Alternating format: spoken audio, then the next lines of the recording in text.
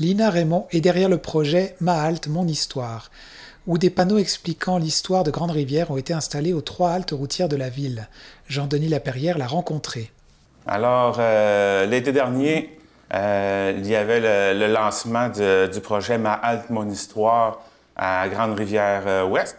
Et pour nous parler du projet comme tel, je suis en compagnie de Lina Raymond. Bonjour. Bonjour. Vous allez bien? Oui, merci. Avant de parler du projet, parlez-moi un peu de vous. Vous êtes quand même une réalisatrice de plusieurs projets. Vous en avez plusieurs à votre actif. Oui, j'en ai plusieurs à mon actif. Puis, ce qui m'a motivée pour arriver à faire les panneaux pour les haltes, c'est mon intérêt pour l'histoire et la musique et la généalogie. Parce que mes grands-parents, évidemment, moi, je suis d'ici, de Petit-Port-Beau, Grande-Rivière-Ouest. Mes parents habitaient là, mes grands-parents aussi. Mes arrière-grands-parents, c'était des Bernatchez, des 28. Alors, des Bernatchez et des Moreau, des 28. C'était ma parenté. Fait, cet intérêt-là a fait que j'ai toujours cherché à faire différents projets. Et entre autres, ce que j'ai fait, pour ceux qui ne me connaissent pas, j'ai fait un ouvrage sur l'intégrale des chansons de Mme Bolduc. Ça, c'est la 2e édition que j'ai faite, qui est sortie en 2019. La première, c'était en 91, en 1991. Ça fait longtemps déjà, la première édition.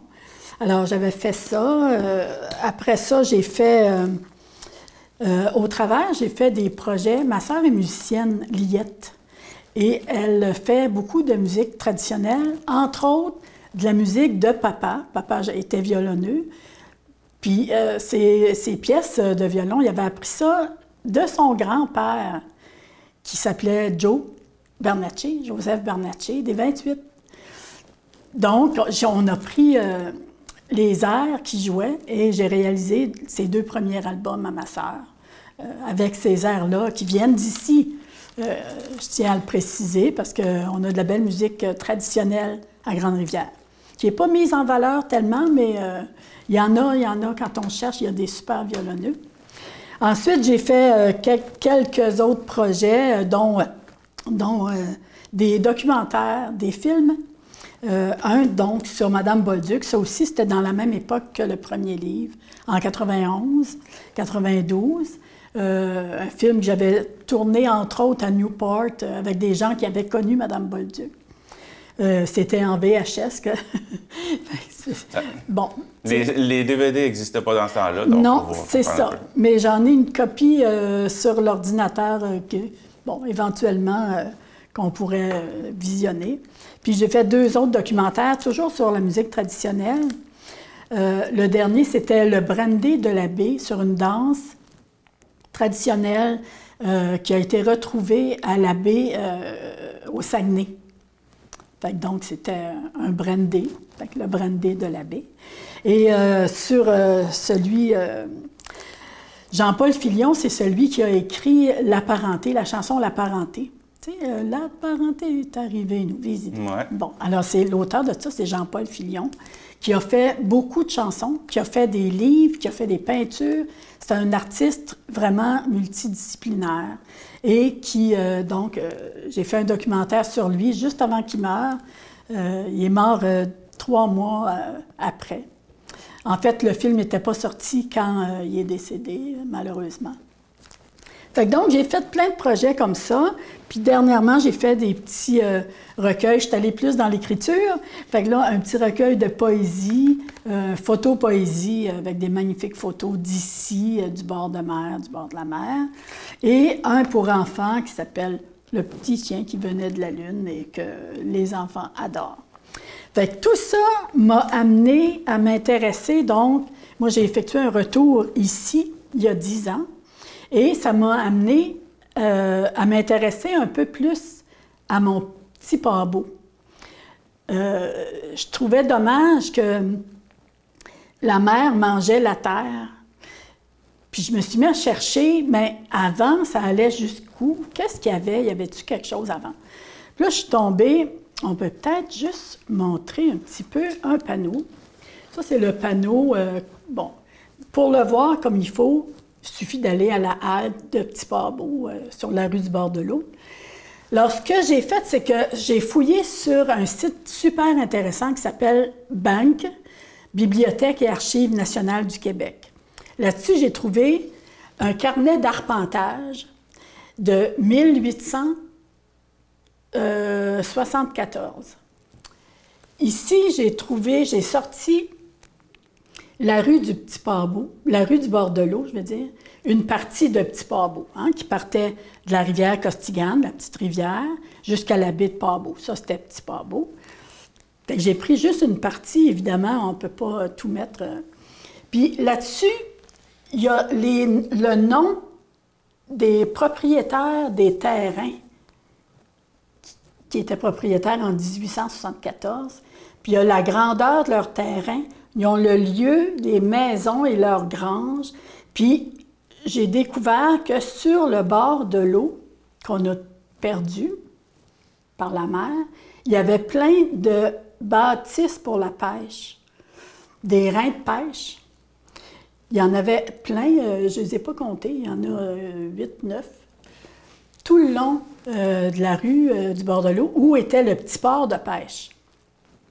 Le petit port de pêche qui est devenu la halte, là. C'est que donc, quand j'ai trouvé ça, j'ai trouvé ça fascinant parce qu'il y avait vraiment beaucoup plus de terrain que maintenant. Ça fait que donc, j'ai décidé de faire un panneau. Puis de fil en aiguille, la Maison de la Culture m'a demandé de faire 2 autres panneaux pour les 2 autres haltes de Grande-Rivière.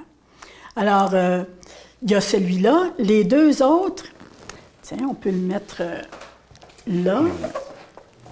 Alors, celui à Petite-Rivière, qui est où est la Barboteuse, là, j'ai mis l'accent plus sur les gens qui ont habité Grande-Rivière. Donc, le titre « Vos ancêtres ont-ils habité à Grande-Rivière » Dans ce panneau-là, en fin de compte, j'ai pris... il y a un autre site qui est merveilleux sur Internet qui s'appelle Ancestry, A-N-C-E-S-T-R-Y, qui fait de la généalogie et sur lequel on retrouve tous les actes de baptême, mariage et sépulture, en fait, tous les registres originaux des paroisses. Donc, Grande-Rivière est là depuis le début. Le début des registres, c'est en 1851 à Grande-Rivière. Donc, j'ai choisi parmi les plus vieilles familles, les plus vieux noms, quelques-uns pour mettre ici, pour raconter un peu l'histoire. J'y suis allée au hasard. Fait que donc, il y a des Doucettes, des Baudins, des Bissons, des Joncas, des Bergers, des Bugeaud, des Blais, des Guillaume-Didiotte, des Lebreux, des Dubé. Là, c'en est quelques-uns. Mais j'ai oui, parce qu'on envoie la liste, on la voit. Oui, il y a une liste de tous les gens que j'ai répertoriés entre 1851 et 1920. J'ai arrêté à 1920 là, parce que j'avais plus de place. Mais c'est un échantillon des familles, du nom de famille. Puis la Gaspésie, bien, on le sait, c'est par ici que tout le monde est arrivé au Québec. Hein?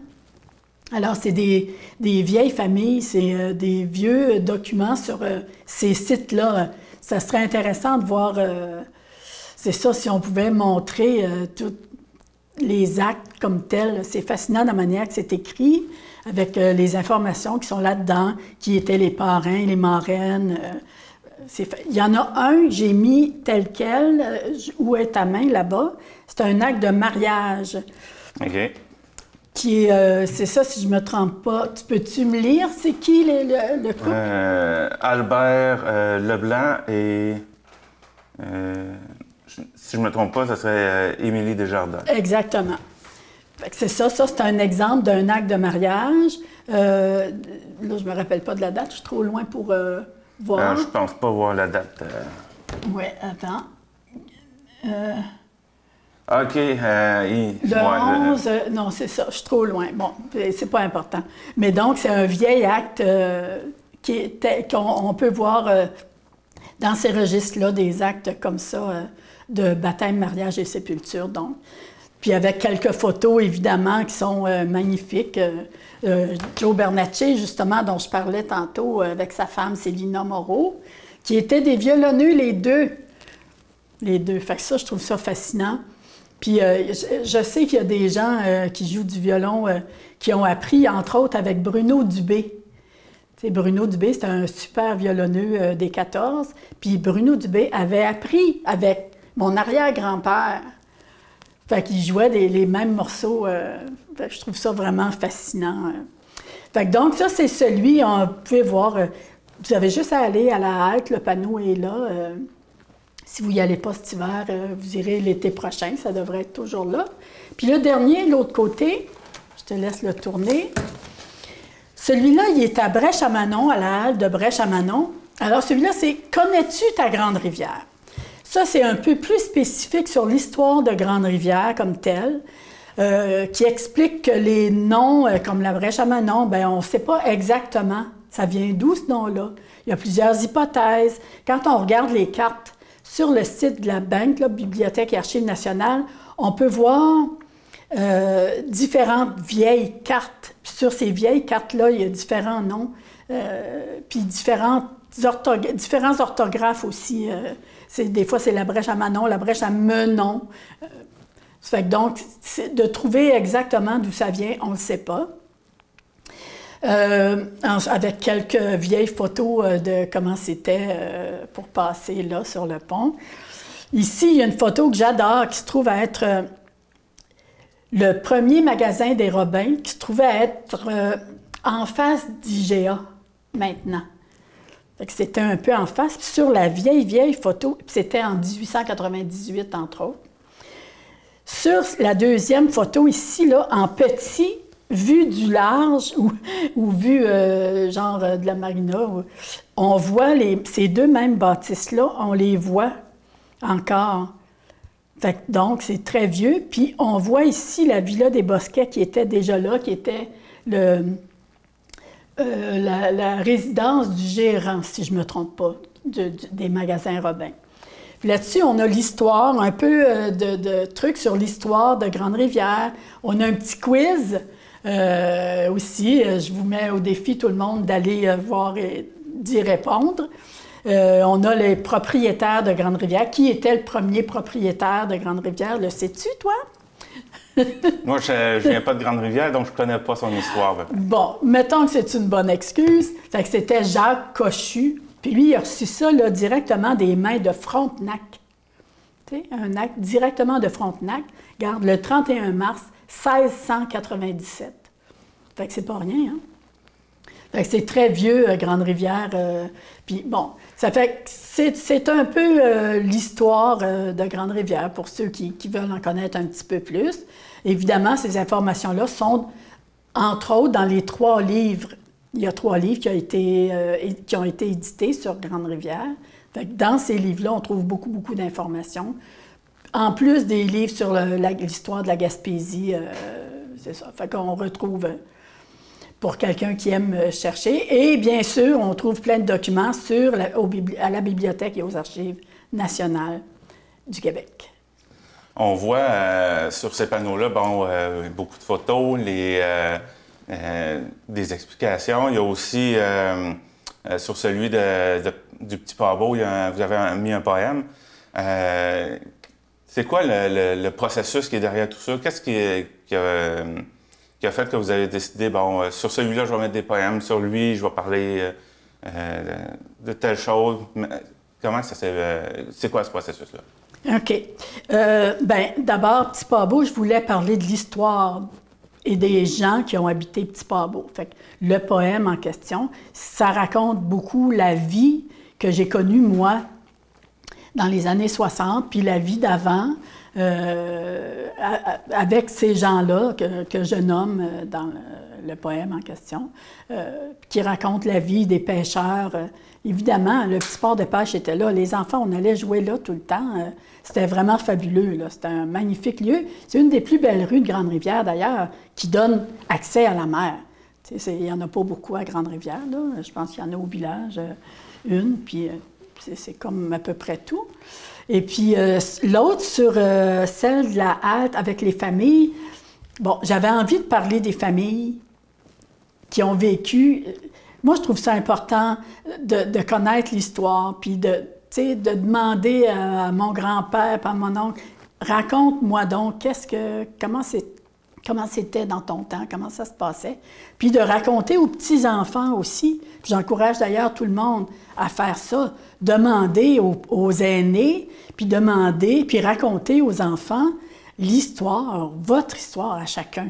L'histoire de chaque personne. On vient tous de quelque part, on n'est pas arrivé parachuté ici. Il y a tout un voyage qui s'est fait pour arriver à Grande-Rivière. Ça fait que c'est intéressant de savoir ça, de connaître ça. Ça fait que donc, il y a un peu de ça là-dedans. Dans les familles, je voulais nommer des familles qui ont été des grandes familles, puis qui ont sûrement des héros dans chaque famille, mais qu'on ne connaît pas, évidemment, à moins de faire partie de cette famille-là. Mais des héros de tous les jours, là, je pense que nos grands-mères étaient des héroïnes vraiment, automatiquement, là, t'sais.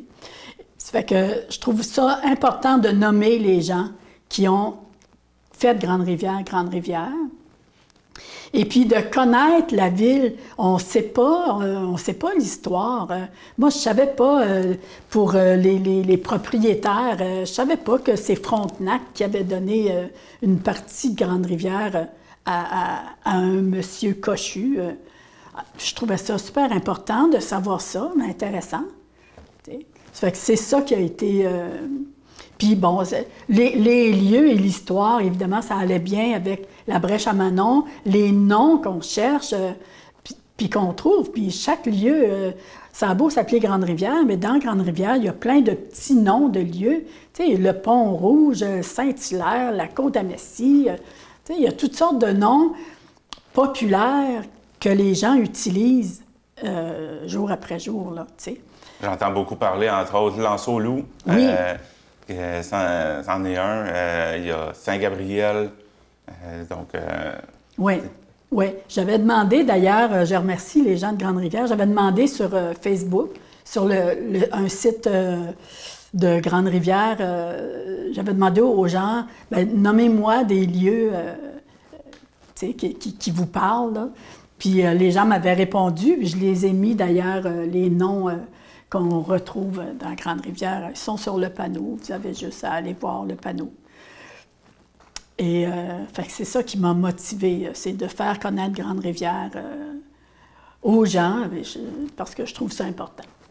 Il y a l'air d'avoir énormément de recherches derrière tout ça.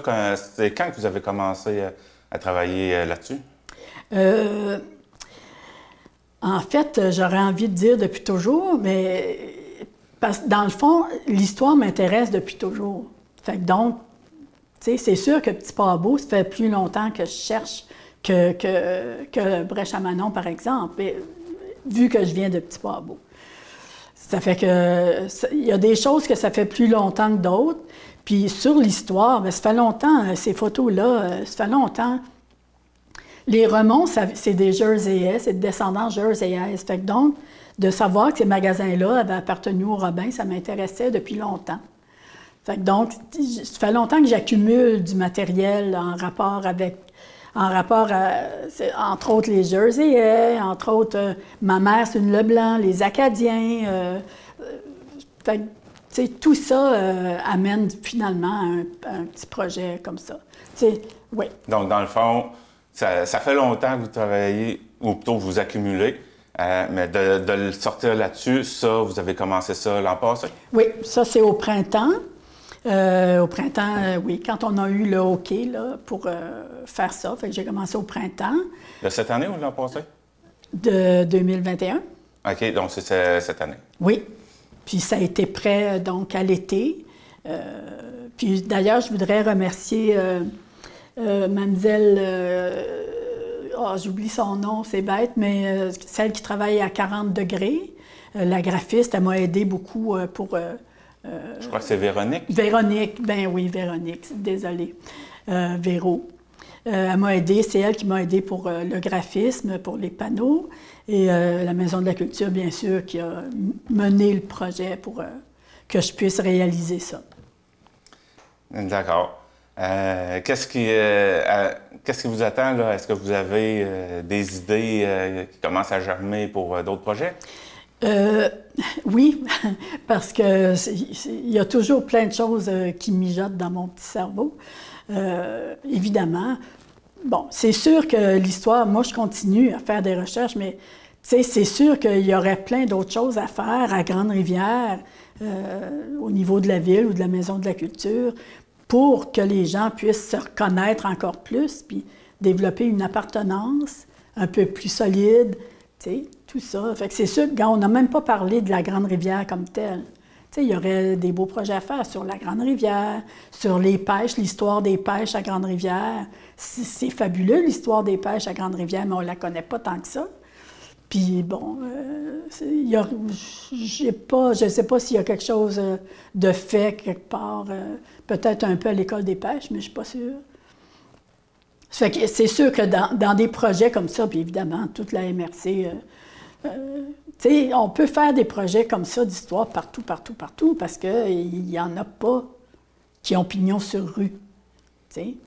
Ça fait que ça, c'est certain que ça m'intéresse, là. Puis sinon, ben moi, j'ai bien envie d'écrire encore des petites histoires et puis de travailler sur différents projets culturels, évidemment, en rapport avec l'histoire, la généalogie, la musique trad. C'est ça. Quelque chose qu'on pourrait rajouter avant de terminer? Ben, je souhaite, je souhaite qu'il y ait un volet histoire qui se développe à Grande-Rivière. Peut-être la Maison de la Culture, je ne sais pas, là. Mais ça serait intéressant de mieux que les gens, que ce soit même avec les écoles primaires, secondaires, pour connaître mieux la région, connaître les ressources, connaître les artistes qui sont ici sur le terrain. Puis là, il y a beaucoup de nouveaux arrivants qui travaillent. Ce serait intéressant même de faire un répertoire des ressources humaines, des gens qui ont des choses à offrir, à montrer. Tu sais, puis évidemment, il y a plein de trucs. Il y aurait des beaux projets à faire avec la généalogie. Les gens aiment savoir d'où ils viennent. Fait qu'il y aurait plein de choses à faire avec ça aussi, évidemment. Puis peut-être des beaux projets comme ça dans les nouveaux projets de l'Église, on ne sait pas. Eh bien, Lina Ramon, merci d'être passée me voir en studio pour me parler de ce beau projet. Merci à toi.